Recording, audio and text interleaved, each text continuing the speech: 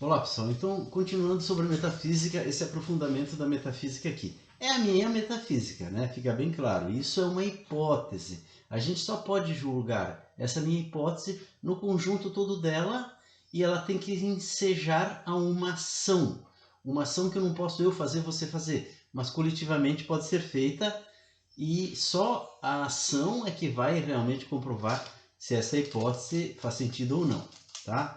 Mas no todo a gente tem condições de ver realmente se faz sentido. Bom, em primeiro lugar, é preciso dizer que são várias as fontes que, digamos, formaram essa minha concepção metafísica, né? Quais fontes? Todas, absolutamente todas. Então, desde o misticismo, que eu levo muito em conta o Carlos Castaneda, eu já falei para vocês em vídeos aqui, as igrejas todas, as tradições místico-religiosas, como por exemplo o hinduísmo, como por exemplo o judaísmo, como por exemplo o budismo, como por exemplo o cristianismo, como por exemplo o espiritismo, a ciência, a filosofia, a metafísica, a psicanálise de Freud, de Jung, enfim, tudo, certo? E algumas outras coisas que eu devo ter esquecido. A história é muito importante, porque a história ela é a marcha, como disse o Hegel, é a marcha do espírito.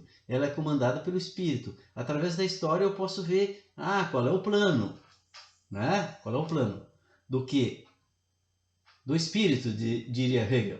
Eu digo, de algo, alguém não me pergunte quem, que é o Deus de todos os deuses, que é o Deus que criou todos os deuses e criou isso porque não sei. Até porque ele não fala comigo. Você sabe disso, né?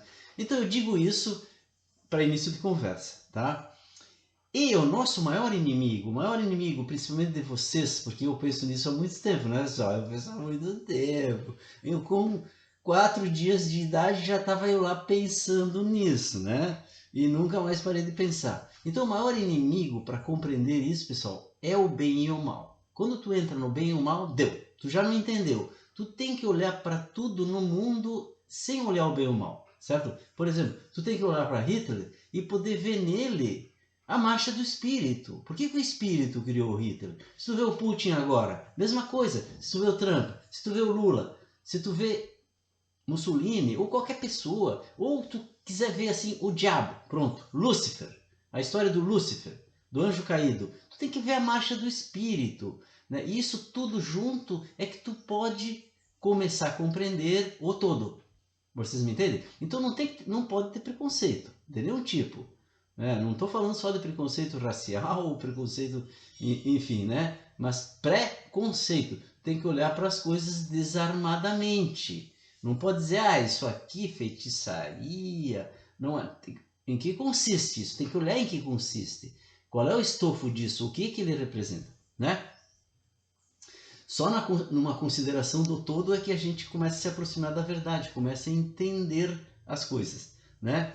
Isso, inclusive, está no Gênesis, né? O que acontece? O ser humano estava no paraíso. Isso é uma linguagem figurada do Gênesis, evidentemente. O ser humano nasceu e estava no paraíso, ou seja, ele tinha tudo o que ele precisava ir, ele era feliz e tal, mas ele não podia comer de 2 árvores, certo? A árvore do conhecimento do bem e do mal e a árvore da vida. Javé disse isso, né? Javé mais ou menos, né, pessoal? Vamos combinar. Porque Javé só surgiu lá com Moisés, né? Então, como é que estava Javé lá ainda no paraíso? Depois os caras botaram o nome retroativamente. Porque o Javé só se autodenominou Javé a pedido de Moisés. A partir de Moisés ele passou a se chamar Javé. Lá no paraíso terrestre, muito antes de Moisés, ele não tinha nome, certo? Mas aí os caras tacaram o Javé para ficar a mesma coisa. E é o mesmo movimento. Na verdade, é o mesmo movimento, né? Os judeus se criaram a partir de Jacó, não sei o que, um pouco antes, né? Como por vozes, por orientações, que depois se autodenominaram Javé. E depois eles escreveram a sua história desde o início e botaram o nome Javé lá. Bom, mas isso não interessa, tá? O que acontece? Veja bem, lá no mito, né, do Jardim do Éden, então dizia isso. E Deus disse, não colham dessas 2 árvores, certo? Porque a árvore do conhecimento do bem e do mal, Se vocês comerem, vocês vão morrer, né? E na verdade, o ser humano comeu. E ele, porque a serpente disse, coma boba para Eva. Javé não quer que você se torne igual a ele, sabedores do bem e do mal, depois da segunda árvore se tornem imortais que nem ele. Por isso que ele não quer. Coma, que essa árvore aqui do bem e do mal é ótima para lhe dar discernimento. Aí a Eva comeu, deu para Adão, ele comeu, seus olhos se abriram e eles viram que estavam nu. Então eles foram expulsos do paraíso. O que significa isso, pessoal? Aqui na metafísica, significa que se eu julgo o bem ou o mal, eu não consigo compreender as coisas como são, como elas se apresentavam na infância do ser humano. Daí o ser humano conquistou a racionalidade, conquistou o bem e o mal por um motivo. Não foi um erro, por um motivo, né? Que alguém não me pergunte quem é que sabe, mas como eu sou o seu profeta, eu sei, apesar dele não me falar. É para construir um mundo de abundância, porque só mediante um mundo de abundância o ser humano pode ser feliz. E nós estamos em condições de criar um mundo de abundância. Se as pessoas entenderem isso, por que hoje nós estamos em condições de criar um mundo de abundância e não estávamos há 100 anos atrás?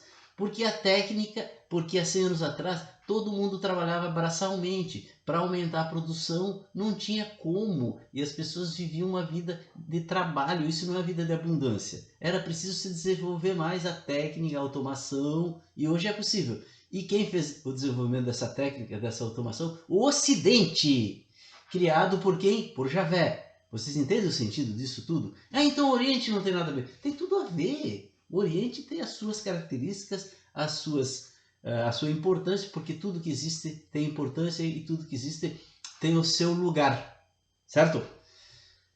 Bom, então, reforçando, eu vou falar de metafísica, mas se vocês olharem pelo bem e pelo mal, ou ficarem, vocês não vão entender. Então, primeira coisa, qualquer coisa que eu vou falar aqui, a gente tem que tentar entender o que está por trás daquilo. Por que tem pessoas que defendem aquilo? Porque se tem uma pessoa que defende uma coisa, ou fala uma coisa, tem uma motivação, certo? Que só entendendo o todo que a gente começa a compreender. Mesmo assim, é uma hipótese que somente poderá ser considerada válida ou ser considerada uma ciência no sentido da ciência de hoje, se ela for posta à prova. Se a humanidade fizer alguma coisa para tentar colocá-la em prática.